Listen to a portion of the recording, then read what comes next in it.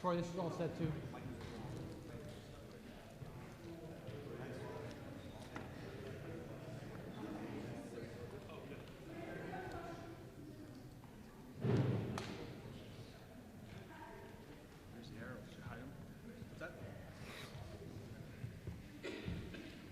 Yeah, down and up is the way to do it. Okay. And if you want to like it back up. Yeah. I don't know how to use a mouse. I can't. I have to have a mouse. We have to go outside the PowerPoint. I don't go outside the PowerPoint.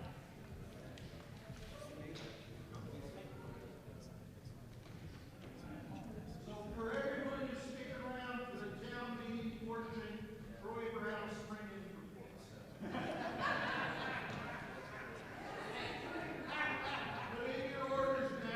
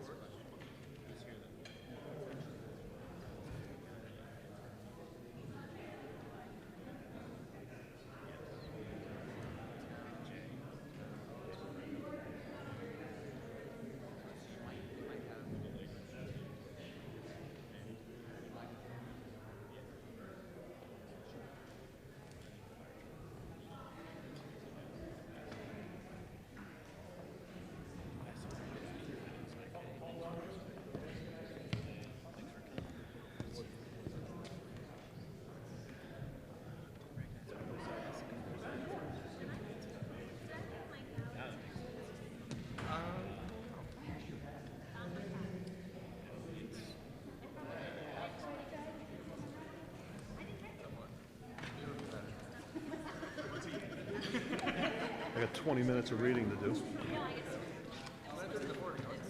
Because that's, he said he's just going to stay out of the way.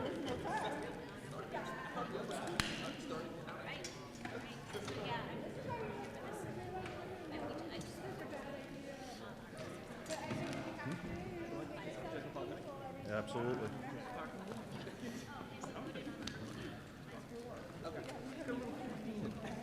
This is the part that I like. Having to read all their stuff. I don't know. Everybody else already did. I think so. What if people are here that want to do it? It might be outside. Right. Did you come bearing gifts that I didn't pick up yet? What?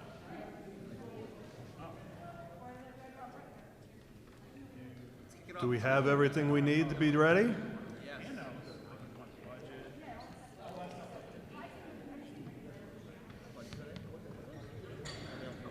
Ready to go, Mr. Selectman?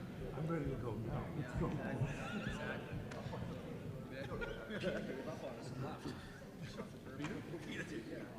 He's like, I'm going. I'll wait for Kerry to come back in and then we'll go. I want to work that in at 5. You want to what? Work that in at 5. Yeah.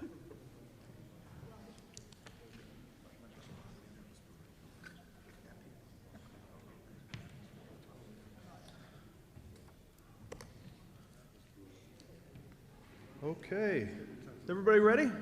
Yes, sir.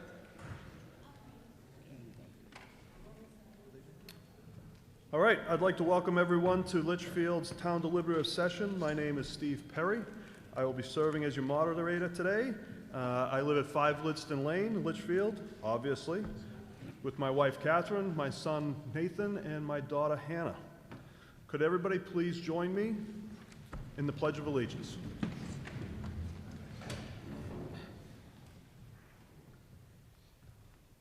I pledge allegiance to the flag of the United States of America and to the republic, oh my God, under God, indivisible, with liberty and justice for all. Wow, that's an ultimate brain fart right there. I really apologize for that. That's a new one for me. All right, so administrative announcements. Before we commence our meeting, in consideration of the warrants, there are several housekeeping matters to discuss. State law prohibits smoking on school grounds, so let's not do that. The restrooms, if anybody needs them, are out the door towards the left. Emergency escape exits are back the way you came, straight out through those doors or straight out through the doors out back. Please do that in an orderly fashion if it must be. Unfortunately, food and drinks are not permitted in the gymnasium aside from those sitting at the table that will be speaking. Please silence or turn off your cell phones so they don't disturb us during our meeting. And only those that are authorized to vote today may sit in the center and left sections of the gymnasium. Those that are here today to observe, or our administrative leaders, should please be over to the right. Introductions. First, I'd like to introduce the officials who are going to be at our hearing today. First, we will start with the Board of Selectmen Chairman, Mr. Steve Weber. If you could please introduce everyone in attendance. Thank you, Mr. Moderator. Good afternoon and welcome. Representing the town today, you have myself, Stephen Weber, Chairman of the Board of Selectmen. You have Vice Chairman Bob Larry. You have Selectman Rich Lasalis.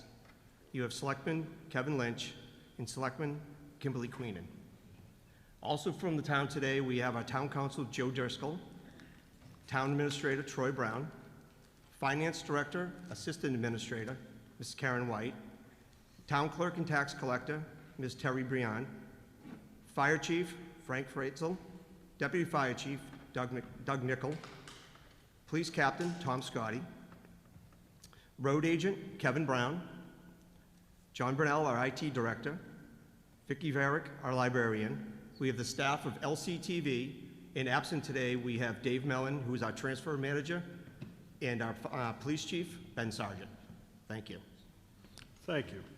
Now, if we could have Mr. Andrew Cutter introduce his Budget Committee. Thank you, Mr. Moderator. Andrew Cutter, Chair of the Budget Committee. With us today, we have Mr. Sun, who's Vice Chair of the Committee. We have Ms. Douglas, Mr. Barca. We have Mrs. Harrison, the School Board Representative. We have Mr. Taylor, Mr. Hayes, as well as Ms. Stevens. And then on the Selectmen side, Mr. Leary was the rep for the Budget Committee this year. Thank you. Thank you very much. So now we'll move on to the rules and procedures of our meeting. Litchfield operates under what's known as Senate Bill 2 procedures. This means that our goal today is to review, discuss, and amend, if necessary, the warrant articles that have been presented today. Election Day will be March 8th in this facility, this gymnasium right here, between the hours of 7 a.m. and 7 p.m. If we make no amendments to these warrant articles, they will appear on the ballot as you see them today. If we do make amendments to these warrant articles, then they will appear on the ballot as you've amended them. For this deliberative session, the moderator will read each warrant article and recognize a speaker. The moderator will then open the floor for discussion, questions, and proposal of amendments if appropriate. If a voter wishes to propose an amendment, he or she must present the moderator with a signed, written draft, including their street address and their printed name on it as well. I will then review the amendment for completeness and adherence to state law. The moderator will read the proposed amendment so that all voters may understand and afterwards seek a second for the motion. Once the motion is moved and seconded, I will recognize the sponsoring voter to present his or her motion. It is contrary to the rules of the procedure to discuss a motion before it is properly moved and seconded. Index cards will be available up front that we can use to draft those and put them in writing. Note that by state law, amendments will not be in order if they change the primary subject matter of the original warrant, nor can negative motions be made to amend where a no would be tallied as a yes. We may not have more than one amendment under consideration at any one time, so please no amendments to proposed amendments. We need to consider each proposed amendment amendment separately. Every effort will be made to give recognition to all those wishing to speak. If you want to speak, you must come up to one of the microphones up front. Board members, if you are speaking as a board member and discussing an article, you may remain at the podium, but if you are offering your own opinion or amendment as a citizen, then I ask that you please go to the floor where the other two mics are present. Any motions to end debate must be made immediately upon a voter arriving at the microphone and stating his or her name and address, and that is not required in writing. The moderator will seek a second to the motion and will then put the question to the voters. If the motion to end debate is successful by gaining a simple majority, the moderator will immediately call for a vote on the question currently under consideration. All those who speak are to keep their remarks pertinent to the motion under consideration and must hold their remarks to, let's hope, within 3 minutes. Personal attacks and profanity are not permitted at all. All speakers will direct their remarks to me as the moderator, and in the case of questions, I call upon the appropriate person to respond. One follow-up question is allowed, however, run-on discussion is forbidden in the interest of both time and fairness to those that wish to speak, but I can monitor that as the time goes. Please try to avoid redundancy.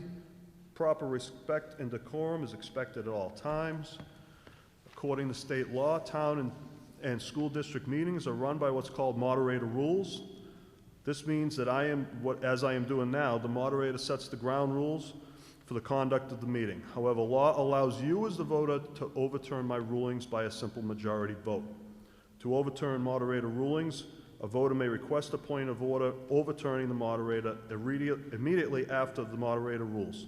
The moderator will then recognize the voter who may, if desired, explain his or her point. The moderator will then poll the voters. If the majority agrees with the voter, then the moderator's ruling will be overturned. A motion to table an article will not be in order unless it is made to table until a specific time and place in today's agenda and before the close of the meeting.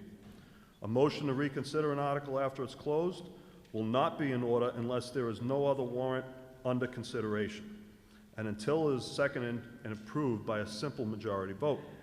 Reconsidered articles must be discussed and closure reached before the end of this meeting. A motion to restrict reconsideration of any previous warrant articles will not be in order unless there is no warrant currently under consideration, so it must come between. It must also be seconded and approved by a simple majority vote. Only those people that are on the checklist as qualified voters are permitted to vote at any time. If the moderator receives a complaint or notices non-voters voting, then I will require the non-voter to leave. Voters are asked to sit, as we said, in the middle and to the left, and the non-voters will be in the right, along with our administrative personnel. As you came into the meeting today, the ballot clerks gave you yellow and/or pink yes or no sheets. Please return those to the desk at the end of the meeting and don't leave them behind. We may need those to do personal votes, private votes, as we did the last meeting. The moderator must conduct a secret yes or no ballot when 5 or more voters make a signed written request to the moderator prior to the voice and hand vote. The moderator must also conduct a recount of a secret ballot immediately after public announces the vote when requested by 5 or more voters. The moderator must also conduct a secret yes/no ballot when 7 or more voters challenge any verbal or hand vote immediately after the vote result is declared by the moderator and before any other business has begun. Remember, under SB 2, Town Government Systems, you have a secret ballot on every warrant article come election day. Approval of all warrant article amendments at the deliberative session shall be by a simple majority. A voice vote will be the primary voting method. If the moderator cannot distinguish a clear majority, then we will go by standing or raising hands. Over the course of the meeting, there will be many opportunities to use acronyms. I ask that we please refrain to do so and just speak in layman's terms. It is your prerogative to permit non-voters to speak at this meeting. It has been customary to allow employees, council, and non-registered residents to speak at these meetings. If you wish to continue to do so, please signify now by saying A. Aye. All those, any opposed? Okay, the ayes have it, and we will be allowed to have non-voters speak. Now, we can start our business portion of the meeting.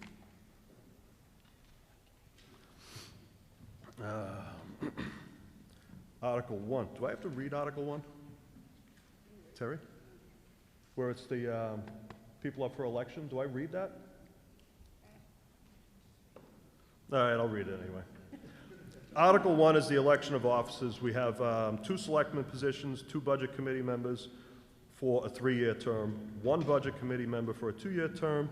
We have a checklist supervisor position, which is 1 6-year term. We have a cemetery trustee position, which is a 1 3-year term. We have 2 positions for the library trustee at 3-year terms, and we have 1 position for trustee of trust funds at a 3-year term. We now go on to Article 2. Article 2 is zoning amendment number 1. Are you in favor of the adoption of amendment number 1 as proposed by the planning board for the town of Litchfield zoning ordinance as follows? Amend section 800, which is Northern Commercial District, to allow additional business uses consistent with the mixed commercial, residential, and historical character of the area, including warehousing and distribution facilities as a conditional use. On this, I have Chairman Mike Croto from the Planning Board to speak.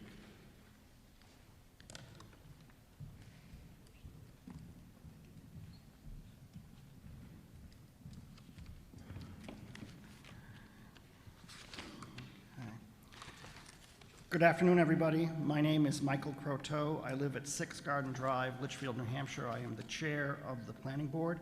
With me this afternoon is Kate Stevens. She will also be speaking to some of the amendments to the zoning.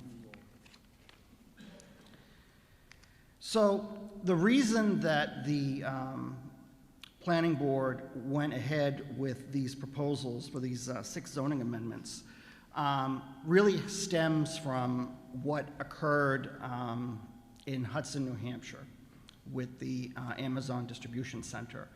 A lot of the amendments to these zoning amendments was really a matter of looking at warehousing distribution centers. And we found that in some of the northern and commercial and southern commercial zones, there was no limit to size and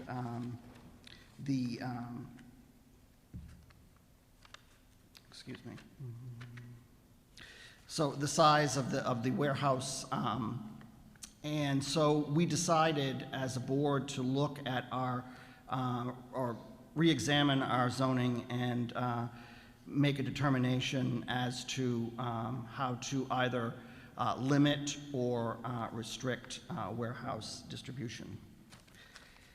So you'll see that we did have an amendment intended to expand and allowable commercial uses in the northern commercial zone, including the limiting of the warehousing and distribution. We have an amendment to expand allowable commercial uses in the southwestern commercial zone while restricting warehousing and distribution, and 2 amendments intended to restrict warehousing, distribution, and facilities in the northern and southern commercial and industrial districts. The other amendments to zoning deal with our floodplain conservation district ordinance and our the requirement for sidewalks in the northern commercial zone. So at this time, I'm going to ask Ms. Stevens, our vice chair of the planning board, to address Articles 1 to 3, and I will address Articles 4 to 6.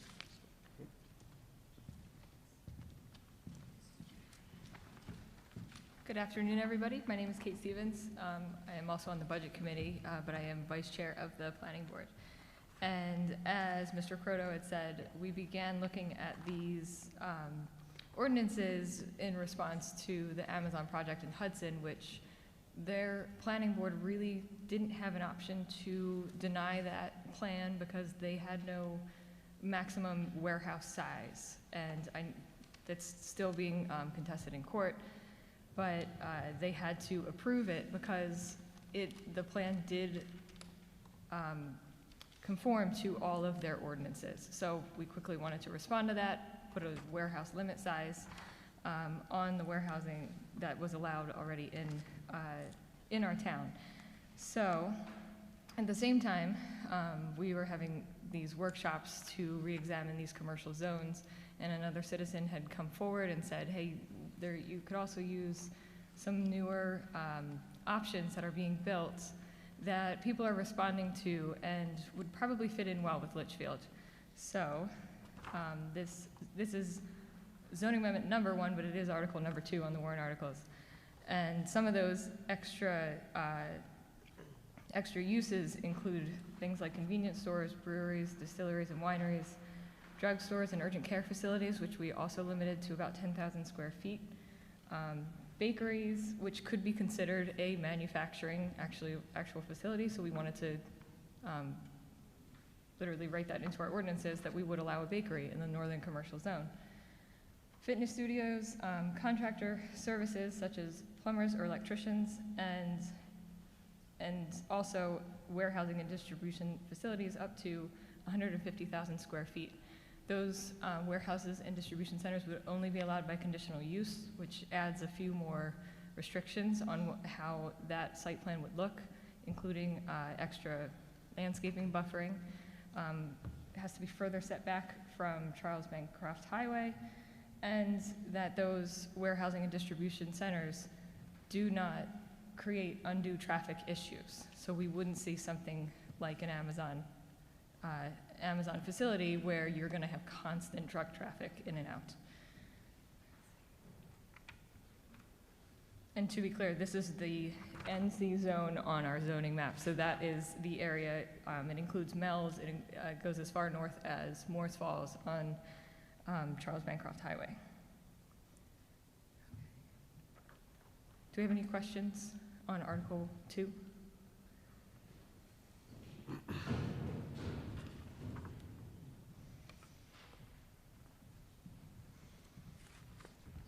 John Latcher, 10 McElwain Drive. Is this kind of handcuffing potential businesses that want to come into town? It kind of sounds like you're limiting these size of buildings and such, or? I'm sorry, could you repeat that? Did you hear what I said? I couldn't quite hear. Is this handcuffing potential businesses that are coming into town? Like, you know, the amount of square feet and everything, all the restrictions? Is it? Handcuffing. Oh, yeah. I'm sorry. No, this is adding some of the uses that, these are not current permitted uses in the zone. And some of the things, I guess you could say the 10,000 square foot, it's for drugstores and urgent care facilities. As we have seen, the future use of some of those facilities would be larger than your convenient MD. And it's getting into the territory, it might be closer to a small hospital size. And for this particular zone in Litchfield, we felt that it needed to be that smaller building size to fit in with the houses that are currently there. Okay. And also to work towards a more walkable environment. We don't want to see this area expand to be as 102 now looks in Londonderry. We want to see this more as a small main street, by allowing a few extra businesses to come into town. Mm-hmm. Is this kind of limiting growth, basically, or limiting commercial growth in the town? No, this actually expands it. Yeah. This is. I didn't have a chance to read the whole thing, so I just breezed through it a little bit. I just wonder if that was. This is adding to the current list of permitted uses. So this is expanding. Okay. The allowed use. All right. Okay. Thank you very much. Any other questions or comments on Article 2? Okay. Seeing none, Article 2 will be on the warrant as presented. Okay. We now have Article 3, zoning amendment number 2. Are you in favor of the adoption of amendment number 2 as proposed by the Planning Board for the Town of Litchfield zoning ordinance as follows? Amend Section 800 Northern Commercial District to require sidewalks in certain locations to foster development of a walkable New England village environment. Mrs. Stevens? Okay, for Article number 3, which is our zoning amendment 2, we are looking to write it down that if there is going to be development in that northern commercial zone, which like I said was Route Moores Falls, sort of down to around Mel's, it would be very clear that the developer is expected to extend the multi-use bike path past the dead end that is at the north end of Albuquerque right now. This is how the multi-use path has been built over the years as Albuquerque was developed. At the same time, the developers foot the cost of building that bike path, and we want to make sure that we can continue that and hopefully connect some of our northern neighborhoods to be able to actually walk along the side of Charles Bancroft Highway in a safe way and have them connect to the multi-use bike path, which could almost be argued as one of our most used community centers in town. You see how often that's used by people that are abutting it, and we'd like to extend that to our northern neighbors and also allow pedestrian access to Moores Falls.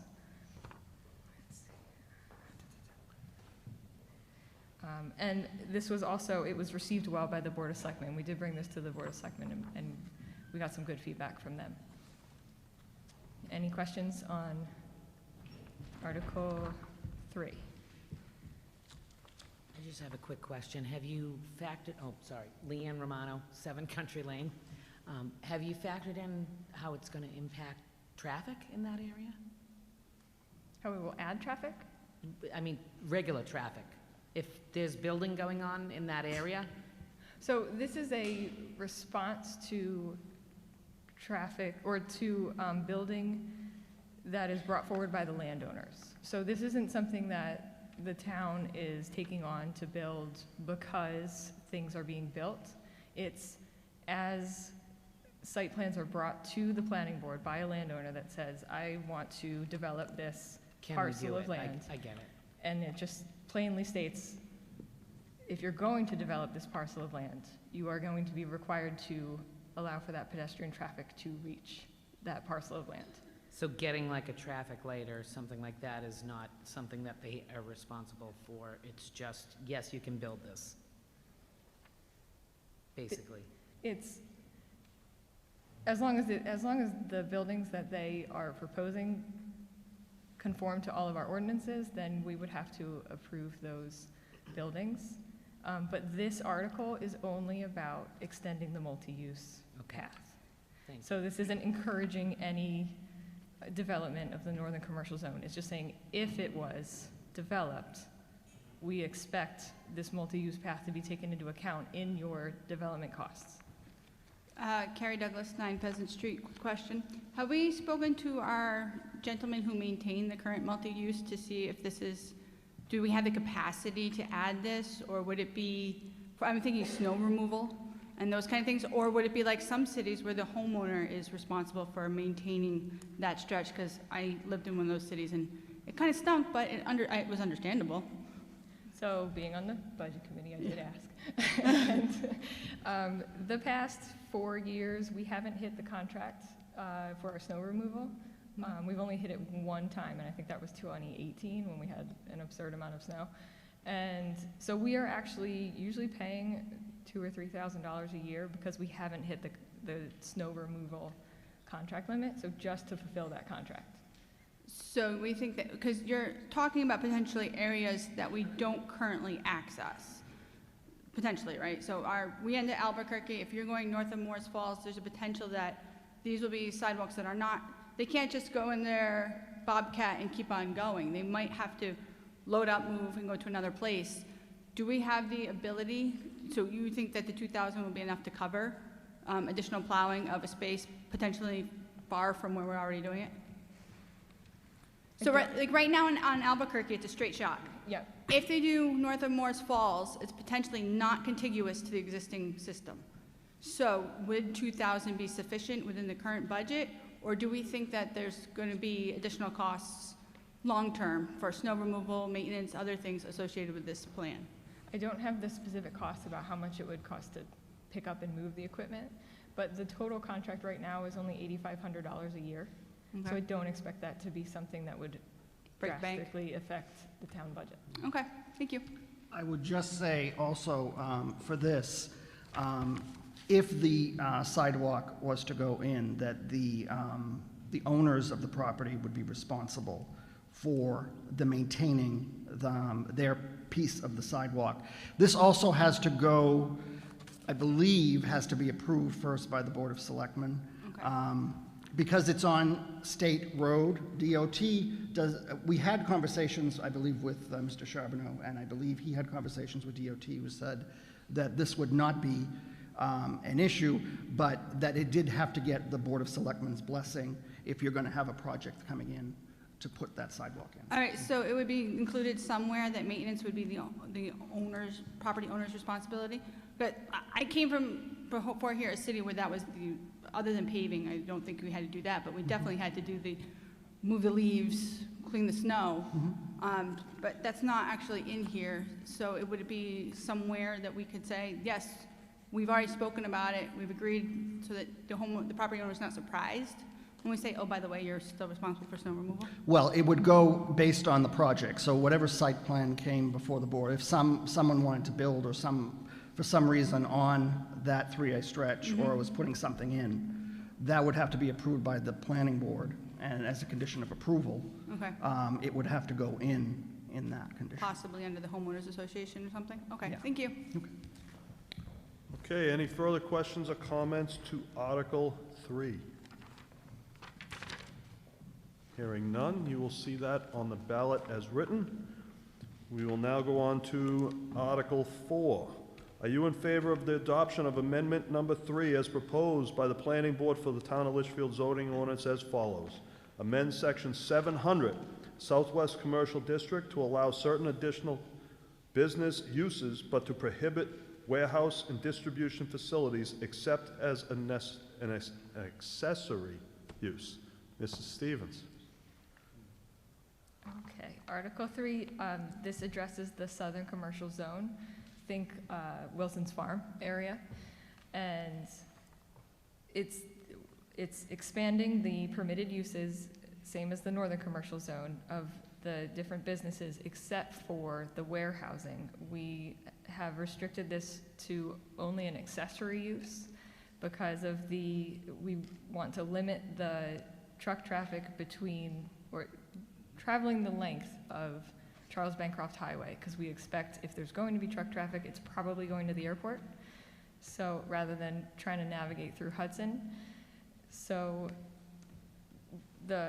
having a warehouse and distribution facility as an accessory use means that if you have a plumber has a storefront, they can hold parts that they may have for sale, but it's not the major operation of the business that's built in that area.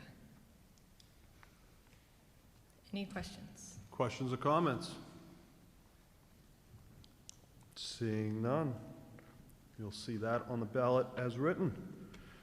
Article 5, zoning amendment number 4. Are you in favor of the adoption of amendment number 4 as proposed by the Planning Board for the Town of Litchfield zoning ordinance as follows? Amend section 950, Northern Commercial Industrial Service District, to limit the development of warehousing and distribution facilities.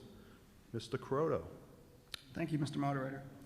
So zoning amendment number 4. So as we've stated, currently warehousing and distribution facilities are allowed by right in the northern commercial industrial districts without any limit or size. So what this amendment it would basically do would allow the warehousing and distribution facilities only as a conditional use and would limit the allowable size not to exceed 150 feet. Anybody have any questions or comments pertaining to Article 5? Hearing none, you will see that on the ballot as written. Now we'll move on to Article 6. Are you in favor of the adoption of amendment number 5 as followed by the Planning Board for the Town of Litchfield zoning ordinance as follows? Amend section 1000, Southern Commercial Industrial Service District, to limit the development of warehousing and distribution facilities. Mr. Croto. Thank you, Mr. Moderator. Zoning amendment number 5, again, currently warehousing distribution facilities are allowed by right under our zoning in the Southern Commercial Industrial District without any limit or size. This amendment would prohibit warehousing and distribution in that zone except as an accessory use to a permit or a use to a permitted use. So basically, it has to be an incidental use to the property, and it deals specifically with warehousing. So, Any questions or comments based upon Article 6? Seeing none, you'll see that on the ballot as written. We'll now move to Article 7, zoning amendment number 6. Are you in favor of the adoption of amendment number 6 as proposed by the Planning Board for the Town of Litchfield zoning ordinance as follows? Amend section 1100, floodplain conservation district, to clarify that residential uses are permitted by special exemption. Mr. Croto. thank you, Mr. Moderator. Zoning amendment number 6, it's pretty much a clarification issue. Currently, where you have commercial uses that are allowed in the commercial uses are allowed in the floodplain conservation district by special exception, but they were not allowed by residential uses. So what this amendment does is clarify that residential uses as well as commercial uses are permitted by special exception. Any questions or comments pertaining to Article 7? Seeing none, you will see it on the ballot as written. Thank you, Mr. Moderator. You're welcome. Article 8 is the operating budget. Shall the town vote to raise and appropriate as an operating budget, not including appropriations by special warrant articles and other appropriations voted on separately, the amounts set forth in the budget posted with the warrant or as amended by the vote of the first session, for the purpose set forth therein, totaling $7,413,037. Should this article be defeated, the default budget shall be $7,364,547, which is the same as last year with certain adjustments required by previous actions of the town of Litchfield or by law, or by the governing body may hold one special exemption meeting in accordance with RSA 40.13 to make up the issue of revised operating budget only. Estimated 2022 tax impact is 9 cents per thousand. We have Mr. Cutter to speak on this article. Thank you, Mr. Moderator. We'll keep this quick and brief. Budget Committee just highlights. We meet under RSA 32. We voted in 1969 as a town on Article 10 during that meeting to elect 6 Budget Committee members. In 2013, that was there was another vote taken, Article 14, to change the committee composition from 6 to 7 members, plus the 2 members, one from Select Board and one from School Board, making the composition 9 members. Members serve a staggered 3-year term. Just in terms of highlights for this particular year, in March of 2021, right after voter elections, we had a resignation by, at the time, Ms. Forty. The committee voted and appointed Mr. Taylor, who did a fantastic job. Thank you again for serving on the committee this year. Mr. Taylor served a 1-year term, which expires this current March, and he is seeking re-election this March for a next term. The budget review process began with town reviews actually back in September, right? And so we reviewed the budgets over a series of several meetings, September through October. The Select Board delivered a budget to the Budget Committee of $7.44 million, which was under the tax cap of $25,000. So I think it's important to remember that the town, unlike the school, is capped at $175,000 year over year, and the Budget Committee delivers a budget to the voters that is below that tax cap. And so we work together collaboratively to ensure that the budget as well as the articles, to the best of our ability, fall under that tax cap. So when delivered, it represented a 3.57% increase year over year. Actions taken to reduce the budget. We reduced $4,000 from IT, $4,000 from legal, $6,000 from the road maintenance department. I know Mr. Brown was very happy about that. Conservation, $2,000 was reduced, and then on October 21st, we reduced, or in summary, we reduced a total of $16,449. So once the budget was delivered to the Budget Committee, plus reductions, it get us to $7,425,719. And then in addition to that, because we start the process in September, the Select Board doesn't have all the information like updated insurance rates, et cetera, that change over the course of that period between September to now. And with that, they made some adjustments on their side, as highlighted on screen here, which then takes the budget to $7,413,037, which is being presented to you today. So that represents just over a 2% increase. It does deliver a budget that's $72,000 underneath the tax cap. With all of the various warrant articles that are going to be presented here today to you, we're going to be over the tax cap by $147,000 and change.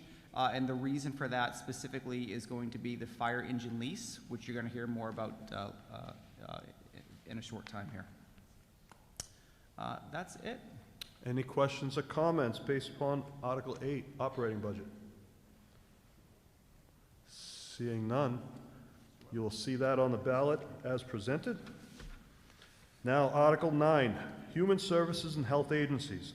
Shall the town vote to raise and appropriate the sum of $21,255 to support human services and health agencies providing services to the town of Litchfield? Estimated 2022 tax rate impact will be 2 cents per thousand. On this, we have Chairman Steve Weber. Thank you, Mr. Moderator. Several years ago, there was a warrant article, and it was successful, and it developed a committee of a welfare officer, the health officer, and citizen to look at the needs of organizations that come to the town. So what this committee does is they get together and they look at all the asks, and they figure out how those asks help the residents of Litchfield. These funding could do medical, it can do mental health, housing, food, heating, and other needs. And after assessing everything, they bring back their recommendations to the Board of Selectmen. This year, here's the funding recommendations for Health and Human Services. Any questions or comments on Article 9? Hearing none, it'll be on the ballot as presented. Article 10, full-time highway position. Shall the town vote to establish a full-time highway position effective July 1st, 2022 for an estimated annual wage, benefit, and other related costs of $85,607, and further vote and raise the appropriate sum of $41,736 for wages, benefits, and other related costs for the period of July 1, 2022 to December 31st, 2022. Estimated 2022 tax impact is approximately 3 cents. On this, I have Mr. Kevin Lynch. First of all, thanks, Kevin. We had a little snow the last couple of weeks. I hope you've got some sleep out of it. This year, the board decided we wanted to add somebody on to the highway department. There's just 2 people there. Okay, if one guy go home sick, there's only 1 person there, and you got to get the work done. And it's not safe just putting 1 guy out there. So we want to at least have 3 full-timers, and there's 1 part-timer that they have, and that's the summer work. But in the wintertime and even the fall and spring, they need to have a minimum of 3, because if you got a guy on a piece of equipment and you got another guy with a saw, and you got traffic going by, you need to keep in mind who's going to watch that. So that was the reason, is for safety, plus we do need it. There's more roads now.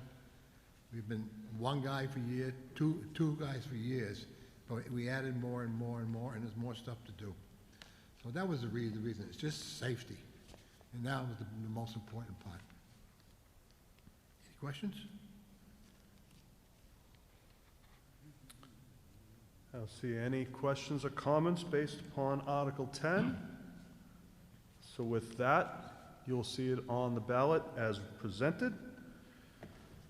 So now we will go to Article 11, full-time school resource police officer position.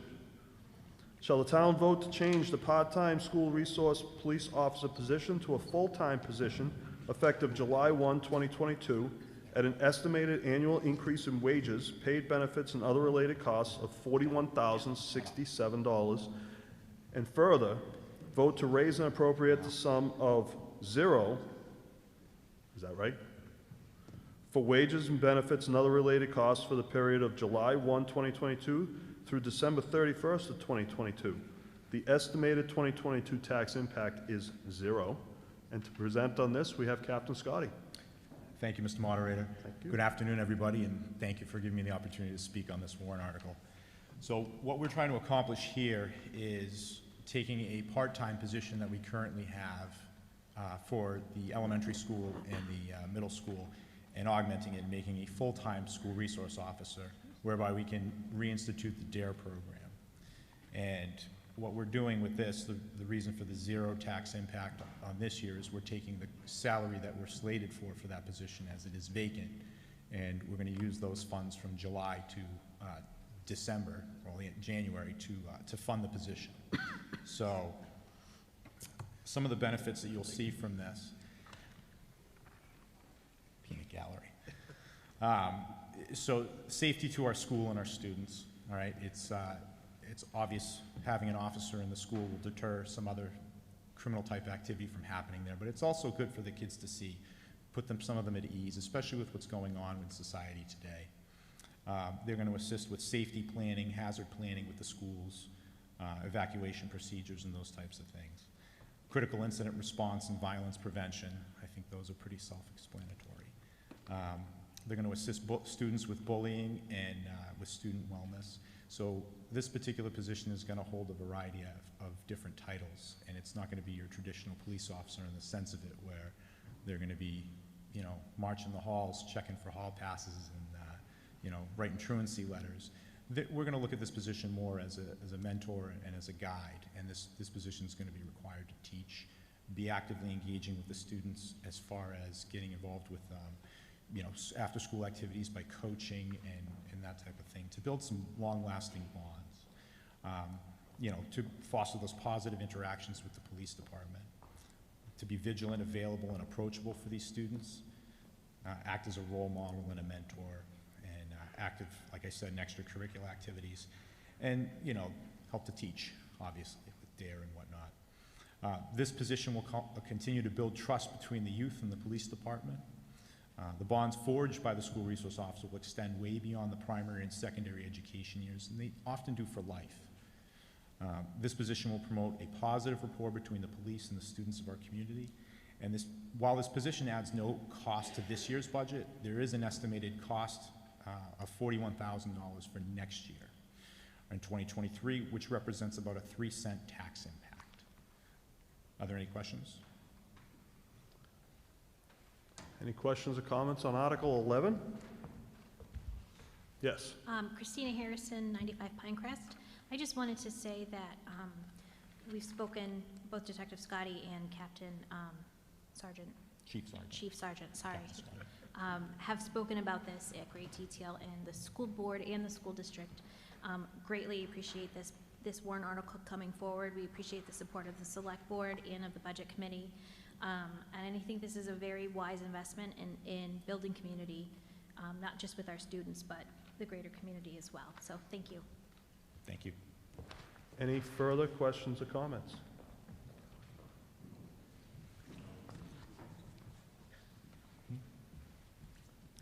Quick question. How many hours will an officer be at either of the schools? They will be splitting their time between the two schools. So is it like 3 hours at one and 3 at another, or 1 That hour hasn't here, been 1 hour determined there? yet, because it will be based on DARE scheduling, so I don't think you can split it up by hours, as it will probably most likely be days. Okay. So many days at this school, so many days at this school, for the purposes of teaching and stuff. So Okay. that way they're not bouncing between, but that's not to say that they couldn't. So that it could be like Monday and Wednesday, Correct. Tuesday and Thursday, and, okay. Yes. Thank you. There are no further questions or comments.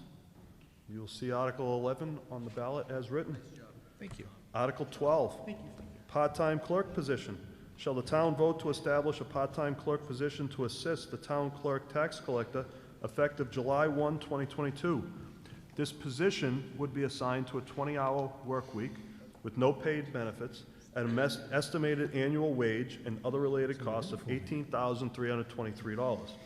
And further vote to raise and appropriate the sum of $9,144 for wages and other related costs of the period of July 1, 2022 to December 31st of 2022. Estimated 2022 tax rate impact is 1 cent per thousand. Ms. O'Leary? Well, thank you. All right, this position is on the ballot because of me. And I am a staunch supporter of any new positions within the town, always going to vote to the people. So even though it's a part-time position and they could do it, it's there because I kind of kicked and dragged my feet. So it was a small temper tantrum, but it wasn't bad. Okay, the position's needed to address increased workload, customer services, and a big one is elections, so that the town hall can stay open during elections rather than closing down, okay? And it's also going to be needed for scheduling for training, sick time, vacation time. I think it was a couple of years ago that we had a vacancy in the department, and we had the remaining 2 girls were scheduled to go on vacation together. One of them had to cancel their vacation because it has to stay open.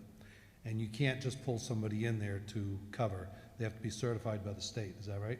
Okay. So it will help us with that. And it's a part-time position, about 15 to 20 hours a week. We've had the same amount of people in that office since early 90s. Well, this says 1992. I should probably read the prompter. When we had about 5,700 people in town. Now we have over 8,600. All right, since 2005, new services that they've added is statewide vital records checks, divorces, decrees, boat, snowmobile, ATV registrations, hunting and fishing licenses. They do a lot of work every day. If you go there at any time, you can see 3 or 4 people waiting to get things done. And it's handled very well by the people we have, but they're taxed. All right. Speaking of taxes, they also do the property tax billing and collection, which in last year was $22,385,000. That's a lot to do for a couple of people. Collects all the deposits. They go to the bank every day. All the department payments, the vehicle registrations and everything, birth, marriage certificates, everything. It's long past due, and I'm hoping that the town will support it. And I'll answer any questions if anybody has any. Questions or comments based on Article 12? Seeing none, you will see it on the ballot as presented. Next is Article 13, Fire Engine Lease Purchase. Shall the town vote to authorize the selectmen to enter into a 5-year lease purchase agreement for the sum of $703,984 for the purpose of lease purchasing a fire engine with equipment and attachments for the fire department, and to raise the appropriate sum of $147,984 for the first year's payment for that purpose. This lease agreement contains an escape clause. Estimated tax for 2022 is 12 cents per thousand. On this, we have Deputy Chief Doug Nickel. Hi, good afternoon. So we're here to ask today about replacement of our 27-year-old fire engine. Engine number 2 is a 1995 engine. It was, when it was purchased back in 95, it responded to about 300 calls annually. Now our calls were about 700 calls per year, depending on storms and whatnot. During its lifetime, this truck has responded to over 6,000 incidents. Over the last few years, we've been having a comprehensive fleet analysis done of all the trucks.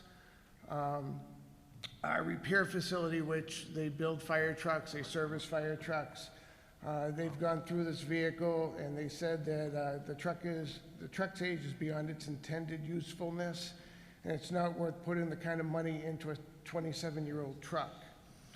Some of the issues that the truck has is the fire pump.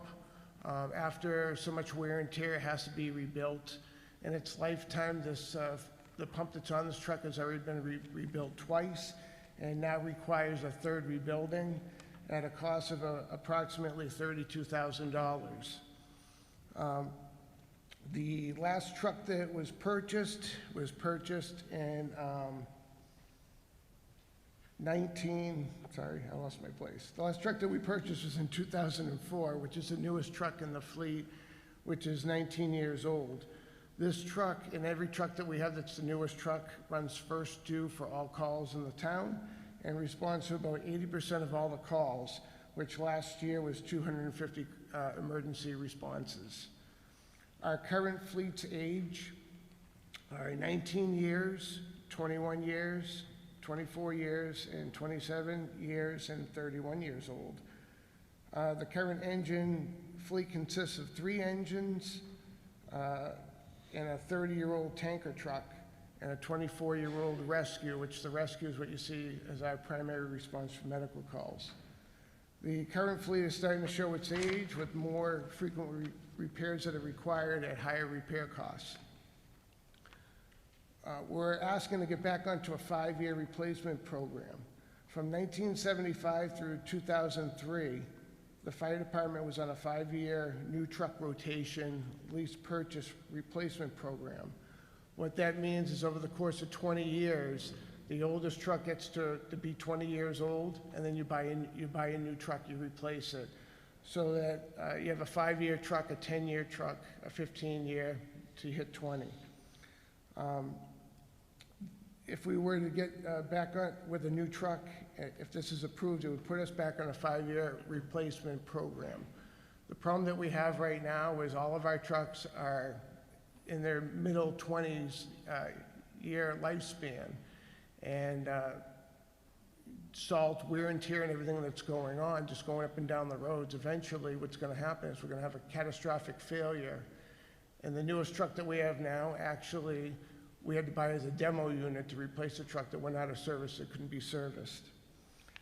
So we're asking for a new truck, which Chief Freitzel will speak about. Right now, we're looking at an estimated 600 days to receive a new truck. So if you were all to vote next month and vote in favor of a fire truck, it would take a year and a half, almost 2 years for it to be built because they're all custom built. And we would not see the truck put in service in Litchfield until either late 2023 or early 2024.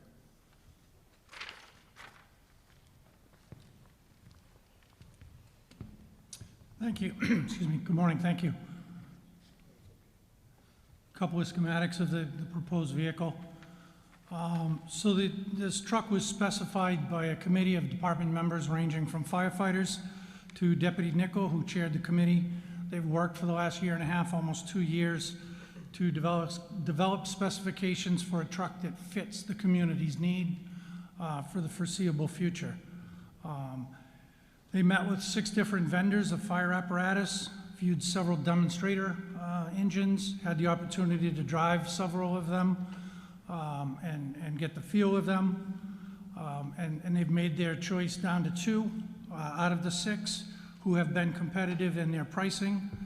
The new engine, as the deputy might have mentioned, will become the primary response engine, which will allow us to move the 2004 engine 1 back to a second or third run piece and gain additional years out of that engine. It'll carry 1,500 gallons of water and have a 1,500 gallon per minute pump capacity and meet all of the requirements of the National Fire Protection Association for safety features and compliance. We actually, out of the 6 vendors and narrowed it down to 3 and ultimately down to 2 based on pricing, only one of those 2 vendors would give us a guaranteed maximum price good for 60 days. None of the other vendors would even touch that, given the current state of the economy, because of materials and labor, so forth. Given that, we have been able to actually negotiate a guaranteed maximum price of $680,000, which you see is less than the current proposed warrant article. And I believe that a member of the board is going to amend this article to reflect that ability to bring the truck in at a lower cost than originally planned. Thank you. Yep. Go Go ahead.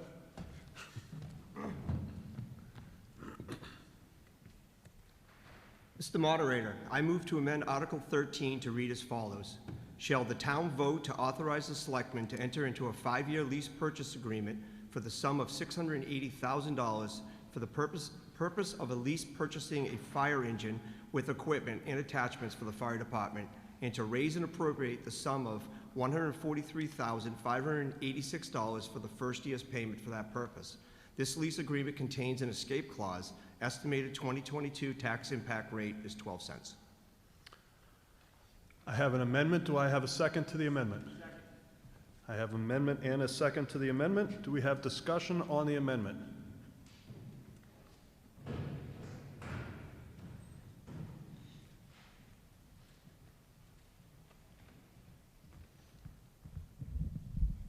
I always put it down, people keep putting it up again. Can I ask the town administrator a question, please? Sure.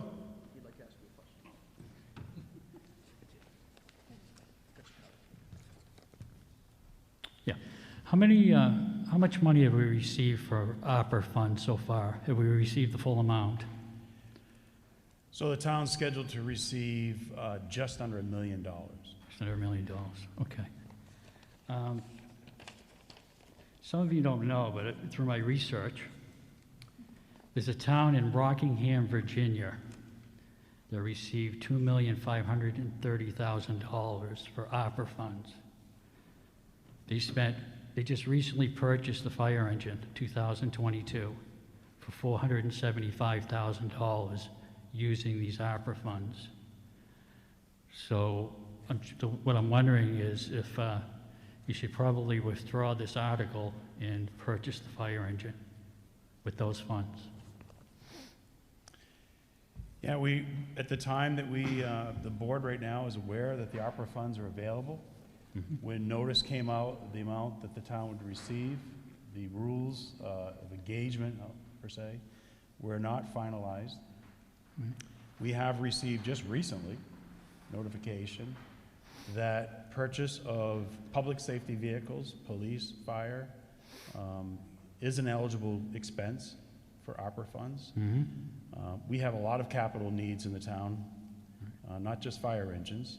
And over the next several months, the Board of Selectmen, I think we're going to be using our Capital Improvements Committee, engaging all departments and committees to seek a plan on how we plan to spend all of those ARPA funds.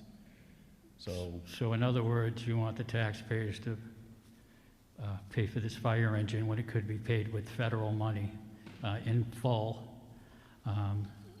It kind of seems like you want it both ways. On one hand, you want people to pay for the fire engine, and then on the other hand, you want to use the money for something else in town. You know, I don't think that's very fair for the taxpayers of our town. If you have the money, which I just said right here, it's proof, look it up, Rockingham, Virginia, they paid in full with the ARPA funds for the fire engine. Why aren't we using those funds to purchase the fire engine? We could purchase it right now. We don't have to have the people vote on it. We don't have to have the people finance it, okay? This town already has the taxes that are high enough right now, okay? We have a very low commercial base, all right? Now, we just got done with the school board, millions of dollars. Now, this is just another expense that we're going to be putting a burden on our taxpayers. Let's just purchase the fire engine and get it over with. Thank you very much. All right, so we're still working on the amendment to the motion. Is there any other discussion on the amendment, which is just to reduce the cost? Hearing none, I'll call it to a vote. All those in favor of the amendment, please say aye. Aye. All those opposed to the amendment, please say no. The ayes have it. Warrant Article 13 is now amended to a new dollar figure. And now, is there any final discussion on this article?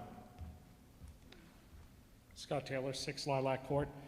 Just had a question in regards to, with the amended amount of $143,586, what was the the call it $54,000 difference between the capital improvement plan, which was slated for $89,587. I mean, clearly from a financing perspective, rates are extremely low.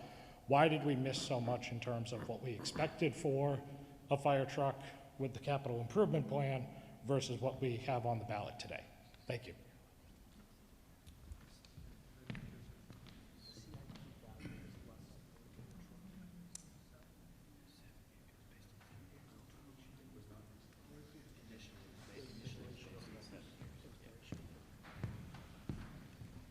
I believe the answer to that question is, without having the CIP in front of me, is the CIP was based on a longer lease purchase program. So the board voted to go with a 5-year lease purchase. Please don't quote me, it was either 7 or potentially 10 years to bring you to that 89,000 number. Good. I came over just so I could see the presentation, but speaking as a budget committee member, I just wanted to support the voting of the budget committee on this particular article.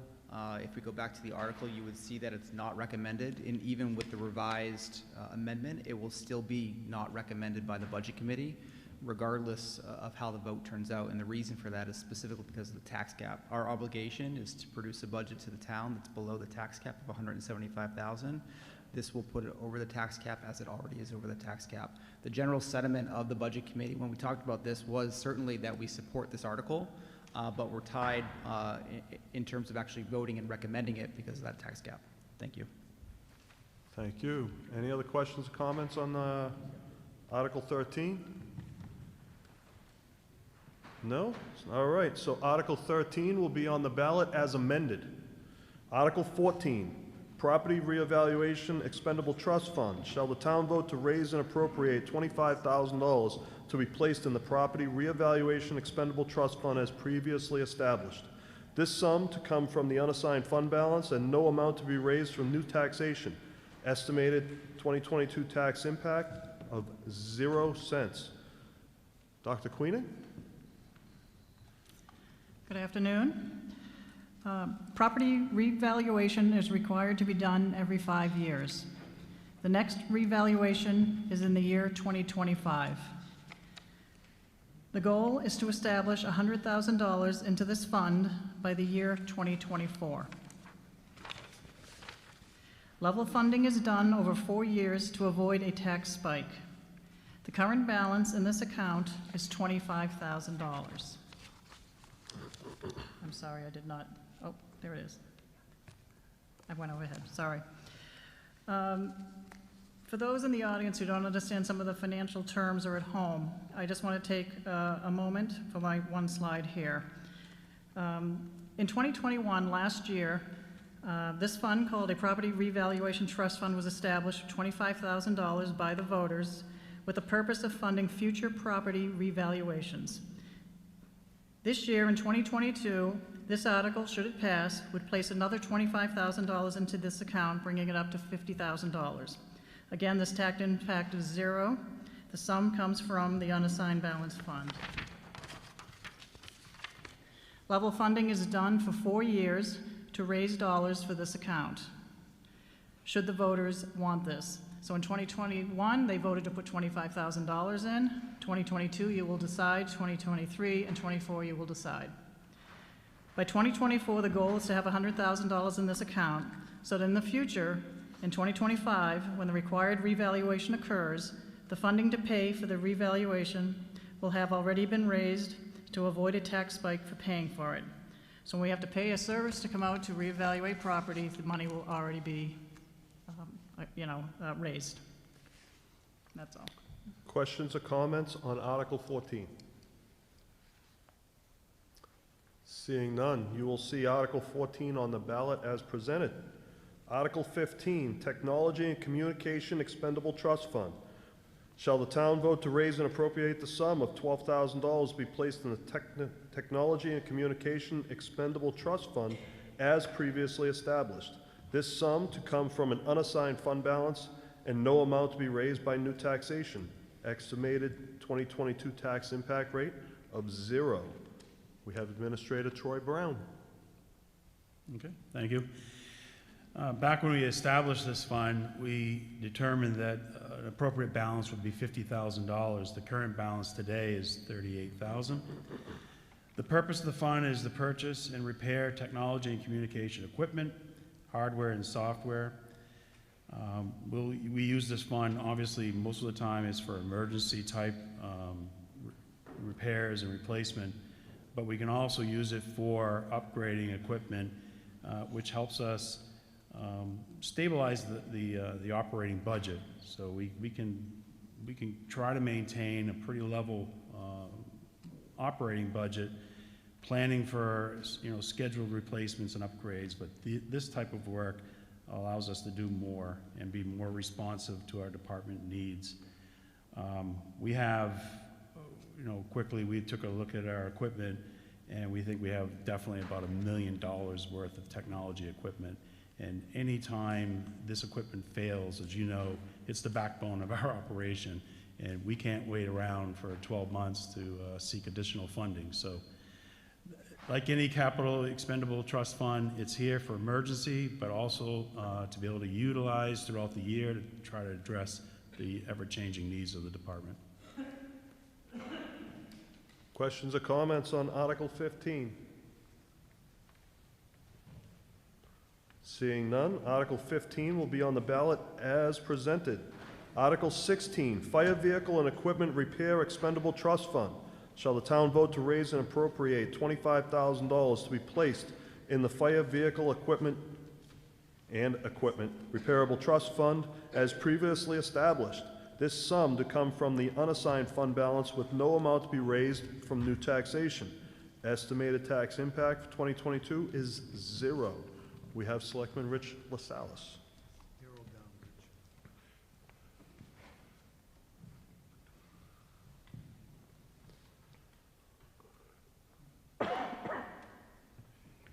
As was presented earlier, we have a lot of old fire trucks.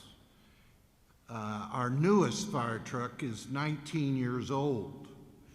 Now, if we approve getting a new one, that'll take care of one of our older ones, but we're still going to be left with a lot of older equipment. As you can see on the presentation, what we try to do is maintain about $75,000 in an expendable fund for unexpected repair of equipment. There is a lot of equipment in the fire department, and we have 7 trucks with an average age of 23 and a half years old. And as it says, the average pump repair goes $30,000 or up. So it's not cheap. So we would hope that you would approve this Article 16 so we can build up that fund so that when one of these old trucks breaks down or a pump breaks down, we can fix it. Any questions or comments on Article 16? Seeing none, Article 16 will be on the ballot as presented. We now have Article 17, Public Works Expendable Trust Fund. Shall the town vote to raise and appropriate the sum of $80,000 to be placed in the Public Works Expendable Trust Fund as previously established? This sum to come from the unassigned fund balance with no amount to be raised from taxation. 2022 tax rate impact is 0. For this, we have Administrator Troy Brown. Okay, we're at that point on the warrant where we're talking about our expendable trust funds. So as you start to hear the message, these funds are for, first and foremost, to address those emergency repairs that we don't have in our operating budget. But second, to address equipment upgrades when required. This fund is interesting, where it covers some extreme overages, both in the highway operations, so our contractor costs, our salt costs that exceed our estimated budgets, or in our solid waste recycling facility when our disposal costs exceed our estimated costs. So, you know, salt pricing can go up and down, storms, we never know exactly what the storm removal costs are going to be throughout the year. And disposing of our recyclables, as we've learned over the last few years, can go up and down depending on the economy and what's going on in the world. So this fund can help address those situations, and obviously deal with any catastrophic repairs and replacement of trucks. We're asking for a lot of money this year, increasing the fund balance to $100,000, and I think it's important for us to make you aware that why we're doing that is we're really taking a look at our department. We've done a good work. Thank you for the voters for supporting the purchase of some new plow trucks for us over the last couple of years. It's been a huge benefit to the department. We are still a ways away from having the fleet to where we would really like to have it to respond to the different storm events. We know that we can't afford to buy new equipment every year, so we're stepping back and maybe taking a look at some of our neighboring towns that have a very aggressive replacement program on their frontline plow trucks. And we're hopeful that maybe we can pick some of these used trucks up that have more than half their life left. So that's the reason for the increase in the fund balance here. If we can purchase some used plow trucks to add to our fleet, it would be a huge benefit. Any questions or comments on Article 17? Seeing none, Article 17 will be on the ballot as presented. Article 18, Conservation Fund Cap Amendment. Shall the town vote to amend the 2014 vote regarding the deposit of land use change tax funds into the Conservation Fund to allow the balance of the Conservation Fund to accumulate up to $2.5 million. The current limit is $1 million. On this, we have Mr. Jason Brennan. Okay, good afternoon. Chairman Matt Laporte couldn't be here. We have Vice Chairman Joe McGibbon and Member Michael Croto here as well. I'm just going to take a quick couple minutes to go through this. The Conservation Commission manages what they call the Conservation Fund. In 2014, as part of a town meeting vote, they put a cap on that fund of $1 million. Prior to that, I assume there was no cap. So this article really addresses that. So the Conservation Fund is managed by the Conservation Commission, and its primary use, if you look up at the screen, is for land purchase, to protect the character of the town and natural resources and historic resources, to increase recreational opportunities, and to also save land from development.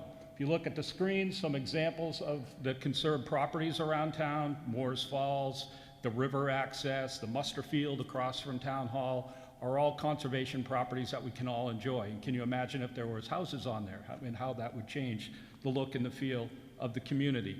So you might ask yourself, how is the Conservation Fund funded? It is funded by developers through something called the Land Use Change Tax. It is not funded through property taxes. So you might say, what the heck is the Land Use Change Tax? Well, the Land Use Change Tax basically deals with something called current use. So in town and in the state of New Hampshire, if you own a large tract of land, you actually get a tax break because that land might be sitting there vacant. So for example, the horse farm there is a 40-acre piece of property. If that property just happened, or any property happened to be valued at $1 million, they're actually paying a reduced tax on that, and that might come down substantially. However, if a developer comes in and buys that piece of property and develops it, that's when the land use change tax kicks in. And so when current use, that whole thing, that property being a reduced rate, is called current use. And so when land in current use gets developed, the developer pays this land use change tax. And that land use change tax equates to 10% of the market value of the property. So a property worth $1 million, they're going to pay $100,000 in land use change tax. And of that $100,000 of land use change tax, 80% goes to the conservation fund and 20% goes to the town's general fund, I assume. So the status of the conservation fund right now. The conservation fund currently has a cap of $1 million. That's the total amount of money that we can have in there per that 2014 vote. Currently, right now, we have somewhere in the vicinity of about $980,000 in that account. Once that fund reaches $1 million, no more land use change tax money can come into that fund, so the conservation fund will essentially lose money and not be able to purchase property. So what this article is asking is to increase the conservation fund cap from $1 million to $2.5 million. As mentioned, funds are not raised through property taxes, and passing of this article will help the town purchase properties to retain the character, protect those resources, and prevent development of key lands. And as you can imagine, if a piece of property came up at Wilson Farms, it's going to be worth over $1 million as is, so we won't even have enough money to purchase something like that.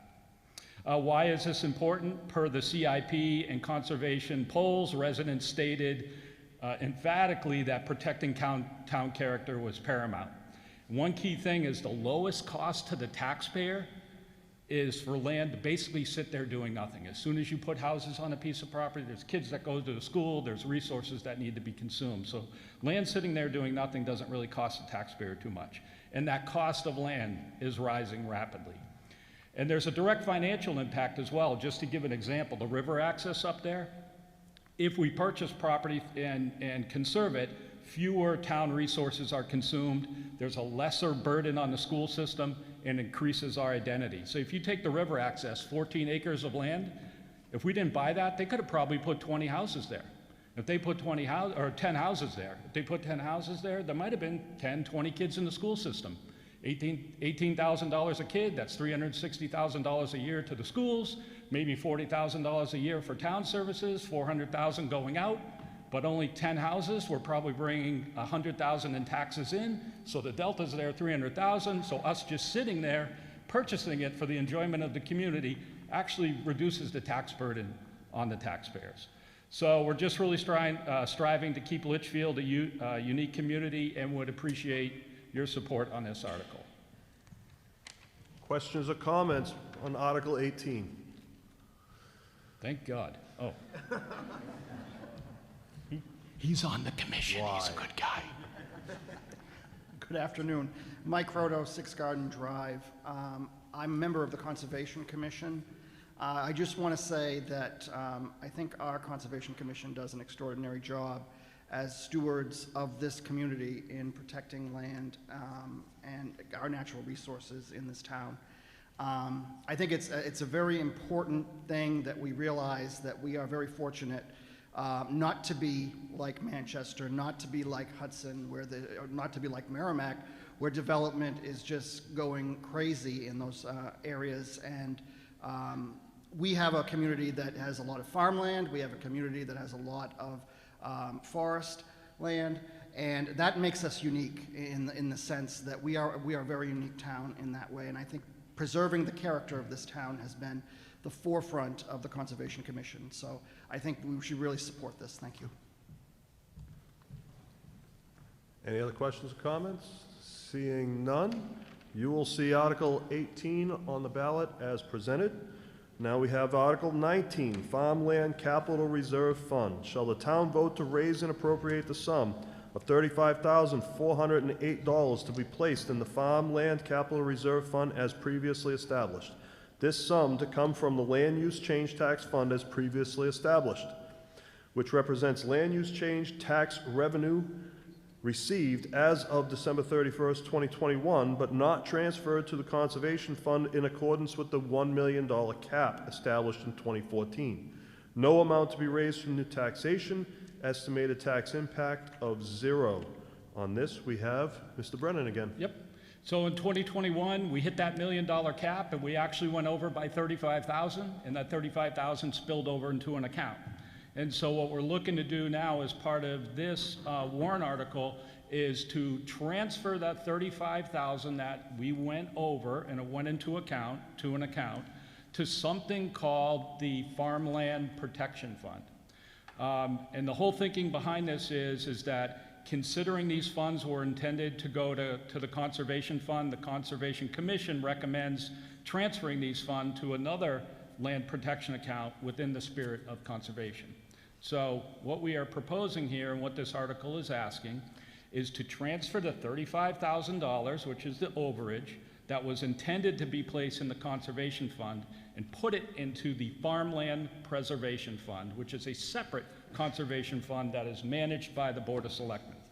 The Farmland Preservation Fund is a little bit different than the Conservation Fund in that it's intended to be used to purchase and preserve farmland, specifically along 3A.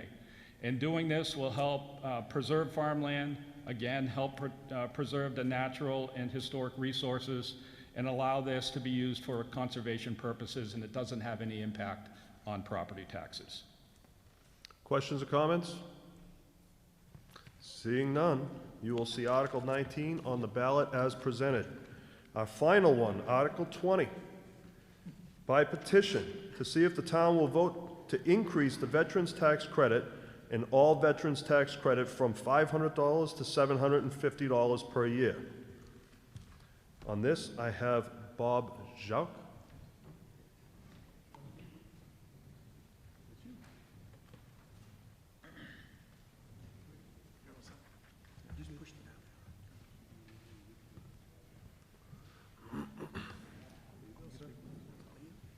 Well, good afternoon.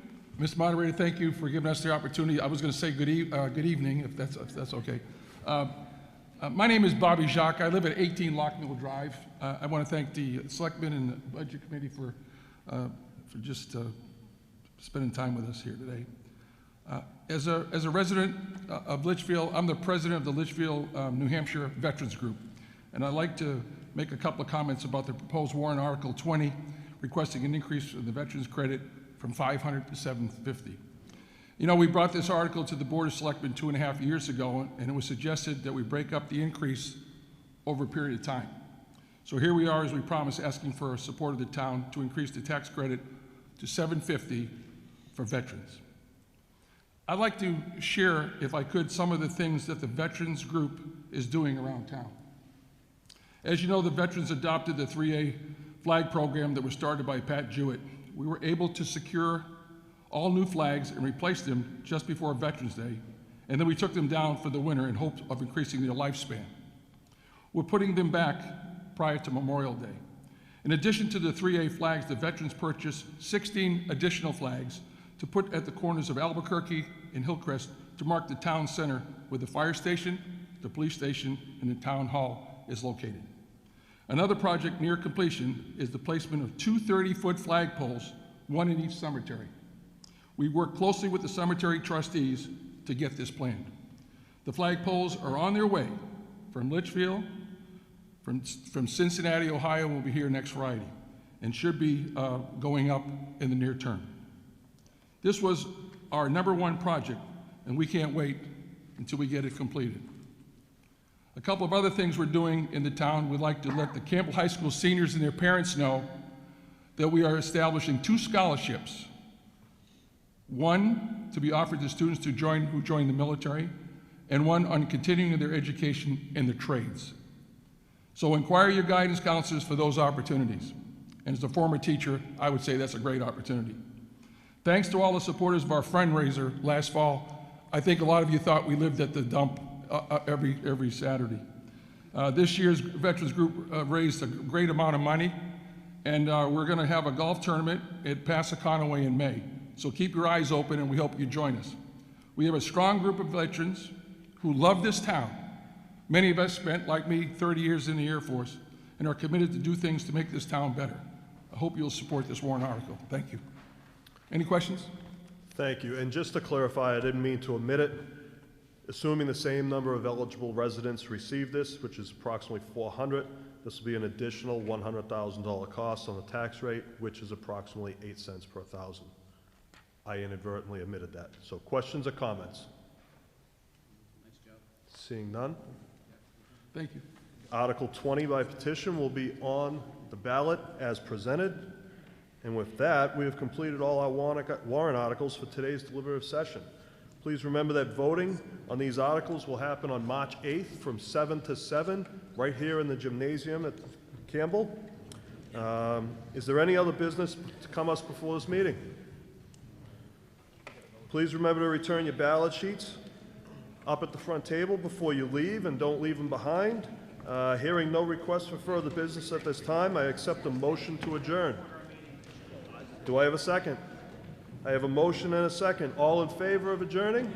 Aye. All opposed? Thank you very much. This meeting is now closed at 3:16 p.m. Thank you, everyone, for coming. See you on voting day. Are you meeting? You guys are meeting here?